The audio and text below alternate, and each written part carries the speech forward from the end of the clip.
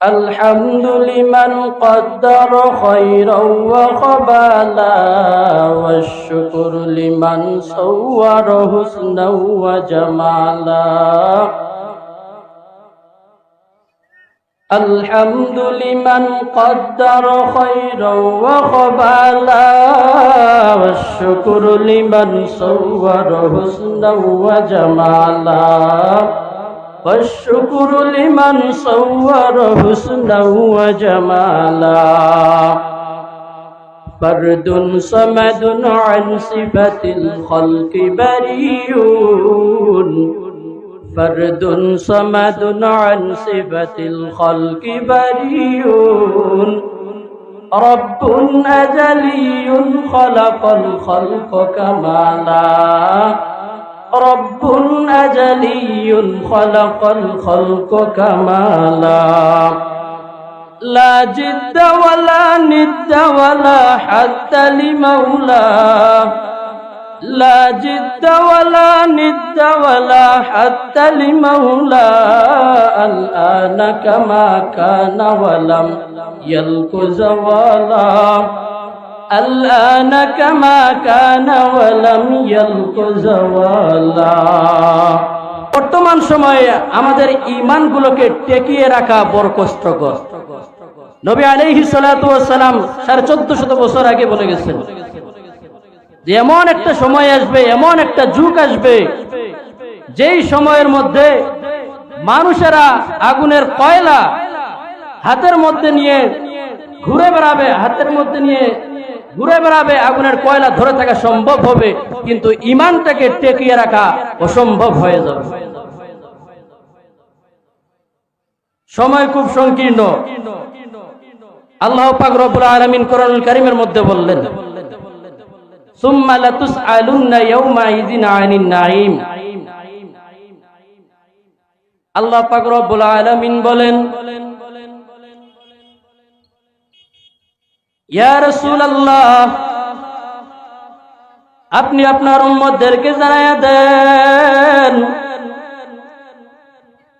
সুম্মা লাতুসআলুন্না ইয়াওমাইযিন আনিন নাঈম,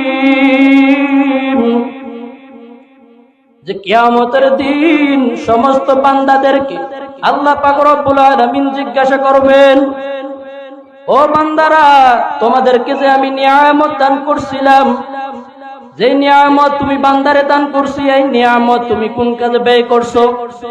যে নিয়ামত আল্লাহ তাআলা আমাদেরকে দান করছেন, প্রত্যেকটা নিয়ামতের হিসাব আল্লাহ পাক রব্বুল আলামিন নিবেন। ওই কাল হাসরের মাঠে আল্লাহ পাক রব্বুল আলামিন প্রত্যেকটা বান্দাকে ডাকবেন আর বলবেন, বান্দা দাঁড়াও কাঠগড়ার মধ্যে, এবার প্রশ্নের জবাব দাও। আমি আল্লাহ পাক রব্বুল আলামিন তোমার যে জীবনটা দান করছিলাম, তোমাকে শরীরটা আমি আল্লাহ তাআলা দান করছিলাম, তোমার দুটি হাত দান করছি, তোমার দুটি চোখ দান করছি, তোমার দুটি কান দান করছি, তোমার দুটি পা দান করছি। ও বান্দা, তুমি এই যে নিয়ামতটা তোমারে আমি দান করলাম, এই নিয়ামত তুমি কোন কাজের মধ্যে ব্যয় করলা?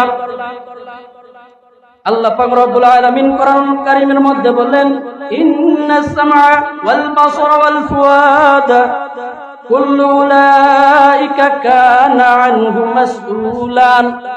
সূরা বনী ইসরাঈলের 36 নম্বর আয়াতের মধ্যে আল্লাহ পাক রব্বুল আলামিন বলেন, আমি আল্লাহ পাক রব্বুল আলামিন বান্দা তোমারে দুইটা হাত দান করলাম, দুইটা চক্ষু দান করলাম, হাত দান করছি তুমি বান্দারে আমি আল্লাহর ভালো কাজের দিকে যাওয়ার জন্য, আমি আল্লাহর ভালো ইবাদত করার জন্য।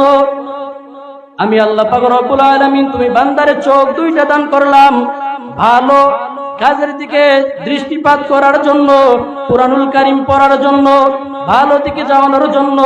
আল্লাহ পাক রব্বুল আলামিন আবার ডাক দিয়ে বলবেন, বান্দা আমি আল্লাহ পাক রব্বুল আলামিন তোমারে দুইটা কান দান করছিলাম, এই কান তুমি কোন সময়ের মধ্যে কোন কাজে ব্যবহার করছো? ও বান্দা, কি জবাব দিবা কাল হাসরের মাঠে? আমি তো আটকে যাব মাওলা যদি আমারে বলে, ও বান্দা তুমি দাঁড়াও, এবার তুমি প্রশ্নের উত্তর দাও। আমি আল্লাহ পাক রব্বুল আলামিন তোমার শরীরটা দান করলাম, তোমার শরীরটাকে যে আমি মাওলা দান করলাম, তুমি এই শরীরটা কোন কাজের মধ্যে ব্যয় করছো?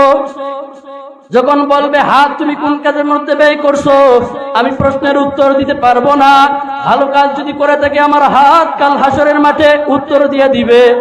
আমার চক্ষুকে যখন বলবে ও বান্দা তুমি চক্ষু যে আমি আল্লাহ পাক রব্বুল আলামিন দান করছিলাম, এই চক্ষু তুমি কোন কাজের মধ্যে ব্যয় করছো, এই কথা যখন আল্লাহ পাক রব্বুল আলামিন বলবেন, তখন আমি বান্দা আটকায় যাব।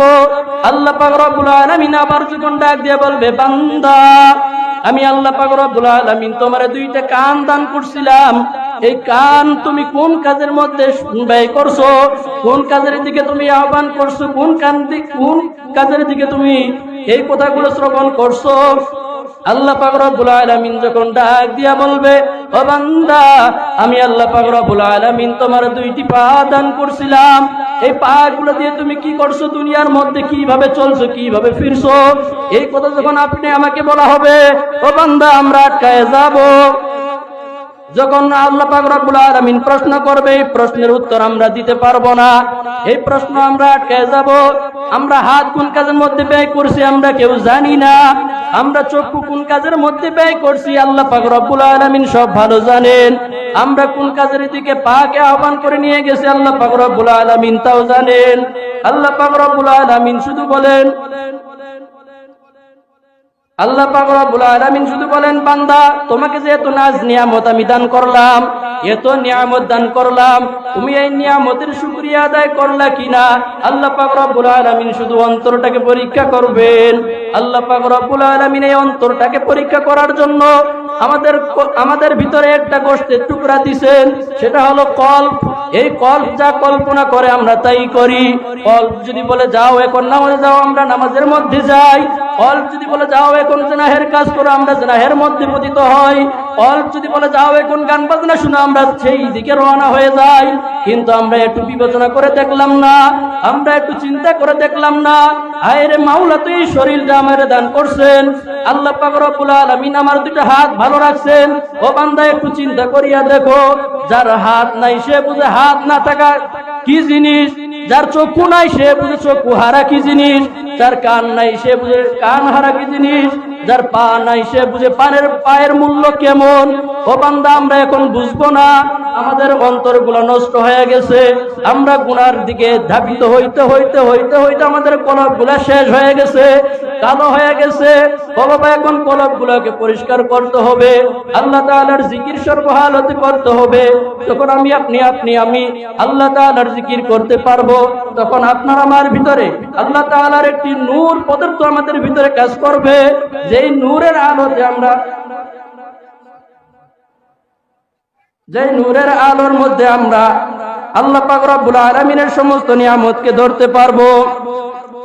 আল্লাহ পাক রব্বুল আলামিন তারপরে বললেন, ও বান্দা প্রত্যেকটা জিনিসের হিসাব না দেওয়া পর্যন্ত তুমি বান্দা ছাড় পাবা না। এখন আপনারা আমরা বুঝি নেই যে আল্লাহ পাক রব্বুল আলামিন কেমন কঠোর ভাবে আপনাকে আমাকে ধরবে। আল্লাহ পাক রব্বুল আলামিন বলেন, বান্দা তুমি দুনিয়ার মধ্যে যা গুনাহের কাজ করছো, যত প্রকার গুনাহের কাজ করছো, আমি আল্লাহ পাক রব্বুল আলামিন নিমিষেই মাফ করিয়া দিব। কিন্তু বান্দা তুমি তোমার কপালটারে আমি আল্লাহর কুদরতি পায়ের মধ্যে সিজদাটা লাগাইয়া দাও, আর সিজদাটা লাগাইয়া দিয়া যদি বলো সুবহান রাব্বিয়াল আ'লা, যখন এই সুবহান রাব্বিয়াল আ'লা তাসবিহ পাঠ করো, আমি আল্লাহর অন্তর বড় ঠান্ডা হয়ে যায়, আমি আল্লাহর কুদরতি মারিফতের উপরে জোশ উঠে যায়, আমি আল্লাহ আর থাকতে পারি না। তখন আমি ফেরেশতাদেরকে বলি, আমার ফেরেশতারা তাকায় দেখছনি, একজন আল্লাহওয়ালা বান্দা ওই মাহফিলের মধ্যে বয়ান করে, একজন আল্লাহর বান্দা ওয়াজ করতেছে আর আমি শুনতেছি। ও ফেরেশতারা তাকায় দেখছনি, এই বান্দাকে আমি কাল হাসরের মাঠে নিজ হাতে তাকে জান্নাত দান করব।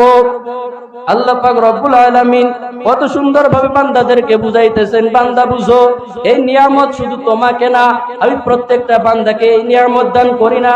তাকায় দেখো, কারো হাত নাই, কারো পা নাই, কারো চক্ষু নাই, কারো কান নাই। আল্লাহ পাক রব্বুল আলামিন যে জিহ্বাকে আমাদেরকে দান করছেন, এই জিহ্বা দিয়ে আমরা অশ্লীল কথা বলতেছি, আল্লাহ তাআলার জিকির মুখের মধ্যে নাই। এই জিহ্বাটাকে টানে টানে টানে টানে কাল হাসরের মাঠে নাভির নিচ পর্যন্ত নিয়ে যায় আগুনের পেরাকগুলো মেরে দিবে, আর বলে বান্দা দুনিয়ার মধ্যে যেই জবান আমি তোমাকে দান করছিলাম, বলছিলাম, এই জবানটাকে তুমি অশ্লীলতা কথার মধ্যে ঢুকায় দিছো, এই জবানটা পূর্ণ পবিত্র দিকে রাখো নাই, এই জবান দ্বারা তুমি মিথ্যা কথা বলছো। এখন শাস্তিটা কেমন মজা লাগে বান্দা, একটু তাকায় দেখো কেমন মজা লাগে। আল্লাহ পাক রব্বুল আলামিন ছেড়ে দেন, ছাড় দেন না। দুনিয়ার মধ্যে আল্লাহ পাক রব্বুল আলামিন আমাদেরকে ছেড়ে দিয়েছেন, ছাড়ে দেন নাই। কাল হাসরের মাঠে আমাদেরকে প্রত্যেক বান্দাদেরকে হিসাব পূর্ণাঙ্গ ভাবে দিয়ে দিয়ে আল্লাহর আদালতে যাইতে হবে। আমরা যদি হিসাব ভালোভাবে দিতে পারি, আমাদের হিসাবগুলো যদি ভালো হয়, কাল হাসরের মাঠে আল্লাহ পাক রব্বুল আলামিন নবীকে ডাক দিয়ে বলবে, ও আমার পয়গম্বর, ও আমার হাবিব, তুমি তোমার উম্মতদেরকে নিয়ে হাউজে কাউসারের পানি পান করাইয়া, যে হাউজে কাউসারের পানি পান করলে কিয়ামত পর্যন্ত আর তৃষ্ণা পাবে না, ওই হাউজে কাউসারের পানি নবী আলাইহিস সালাতু ওয়াস সালাম নিজ কুদরতি হাত দ্বারা, নিজের হাত দ্বারা ওই বান্দাকে পান করাইয়া, ওই উম্মতকে পান করাইয়া আল্লাহ তাআলার জান্নাতে নিয়ে যাবে। আমরা তো ওই জান্নাতে যাওয়ার জন্য সবাই পাগল, কিন্তু আল্লাহর দিকে আমাদের কারো মনোযোগ নাই। আল্লাহকে আমরা মহাব্বত করি না, মহাব্বতটা আমাদের নষ্ট হয়ে গেছে মাওলার সাথে।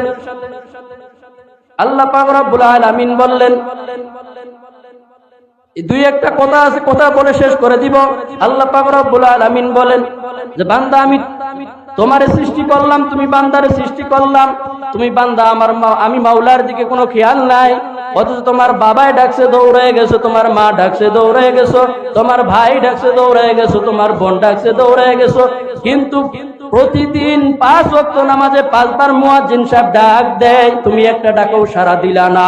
1 বছরে কতবার ডাক দিল, 2 বছরে কতবার ডাক দিছে আপনাকে আমাকে, 3 বছরে কতবার, 4 বছরে কতবার, 5 বছরে কতবার, হিসাব মিলাও। কোন সময় আমরা নামাজ পড়ছি, কোন সময় পড়ি নাই, আপনি আমি কোন সময় কপালটা ওই জমিনের মধ্যে লাগাইলাম, হিসাব মিলাও। আল্লাহ পাক রব্বুল আলামিন বলে, বান্দা তুমি তোমার মায়ের পাগল হয়ে গেছো, তোমার বাবার পাগল হয়ে গেছো, তোমার ভাইয়ের পাগল হয়ে গেছো, তোমার ভাই ডাক দিলে দৌড়ায় যাও, তোমার বোন ডাক দিলে দৌড়ায় যাও। আমি মাওলার ডাক 5 বার 5 ওয়াক্ত সময় মসজিদের মধ্যে হয়, বান্দা তুমি কয়বার ওই ডাকের মধ্যে সাড়া দিলা? এই প্রশ্ন যখন আপনাকে আমাকে করা হবে, আমরা বান্দারা আটকায় যাব, আর হিসাব দিতে পারবো না। আল্লাহ পাক রব্বুল আলামিন হিসাব আরো সহজ করে দিতেছেন। বান্দা 5 ওয়াক্ত নামাজে বান্দাদেরকে সুযোগ দান করছেন যে, বান্দা তুমি যা দুনিয়ার মধ্যে গুনাহের কাজ করবা, এই গুনাহের কাজগুলো তুমি বান্দা মাপ যদি পেতে চাও, মাপ যদি করতে চাও, তাহলে তোমাকে 5 ওয়াক্ত নামাজের দিকে আহ্বান হতে হবে। যেই সময় 5 ওয়াক্ত আজান হয়, ওই আজানের সাড়া দাও। এই আজানের সাড়া যদি আপনি আমি বান্দা দিতে পারি, কাল হাসরের মাঠে আল্লাহ তাআলা আপনাকে আমাকে জান্নাত দান করবেন। সুবহানাল্লাহ। আল্লাহ পাক রব্বুল আলামিন সবাইকে এই কথাগুলোর উপর আমল করা তৌফিক দান করুন। সকলে বলে আমিন।